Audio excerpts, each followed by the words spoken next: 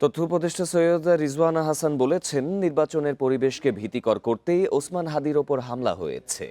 দেশকে শান্ত করতে সব ধরনের বিশৃঙ্খলা দমনে সরকার কঠোর হবে বলে জানিয়েছেন স্থানীয় সরকার উপদেষ্টা আদিলুর রহমান। এদিকে আগের উপদেষ্টার কাজ চালিয়ে নেয়ার ঘোষণা দিয়েছেন নতুন ক্রীড়া উপদেষ্টা আসিফ নজরুল। সচিবালয়ে ৩ মন্ত্রণালয়ের নতুন দায়িত্ব নিয়ে এসব কথা বলেছেন উপদেষ্টারা।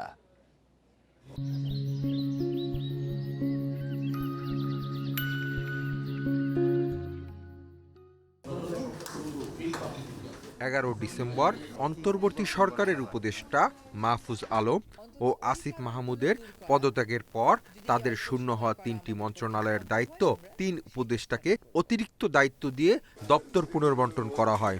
রোববার সকালে সচিবালয়ে নতুন দায়িত্বপ্রাপ্তরা মন্ত্রণালয়ে এলে কর্মকর্তারা ফুলেল শুভেচ্ছা জানান। নতুন তথ্য ও সম্প্রচার উপদেষ্টা সৈয়দা রিজওয়ানা হাসান বলেন, জুলাই গণ অভ্যুত্থানের অন্যতম সমন্বয়ক ওসমান হাদির হামলাকারীদের ধরতে সরকার সর্বোচ্চ চেষ্টা করছে। নির্বাচনের ভিতকে দুর্বল করতেই হামলা হচ্ছে বলেও মন্তব্য করেন তিনি। মানুষ যত নির্বাচন চাচ্ছে, মানুষ যত নির্বাচনমুখী হচ্ছে, সরকার যত কঠোর অবস্থানে যাচ্ছে নির্বাচন নিয়ে, সরকার যত স্পষ্ট অবস্থানে যাচ্ছে নির্বাচন নিয়ে, ততই নির্বাচনের ব্যাপারে বা পরিবেশটা একটা ভীতিকর করে ফেলার জন্যই তো এই কাজগুলো করা হচ্ছে। যুব ও ক্রীড়া মন্ত্রণালয়ের নতুন উপদেষ্টা আসিফ নজরুল দায়িত্ব গ্রহণের পর জানান, দুর্নীতির অভিযোগগুলোর বিরুদ্ধে পদক্ষেপ নেবে তার দপ্তর। এছাড়া স্থানীয় পর্যায়ে ক্রীড়া কার্যক্রমের গতি বাড়ানোর কথা জানান তিনি। ঢাকার বাইরে গেলে অন্য মন্ত্রণালয়ের দায়িত্ব নিয়ে শুনতাম, ওখানে খেলাধুলা খুব করুণ অবস্থা। আমরা তো সব ঢাকা কেন্দ্রিক হয়ে গেছি।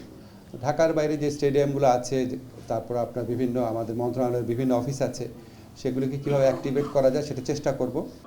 এদিকে স্থানীয় সরকার মন্ত্রণালয়ের নতুন উপদেষ্টা আদিলুর রহমান খান বলেন, জুলাই যোদ্ধাদের পাশে থেকে জনগণের স্বার্থে কাজ করবেন তিনি। জুলাই অভ্যুত্থান, জুলাই বিপ্লবের যারা যোদ্ধা, তাদের পাশে দাঁড়িয়ে এই সরকার বাংলাদেশের জনগণের স্বার্থ রক্ষা করবে।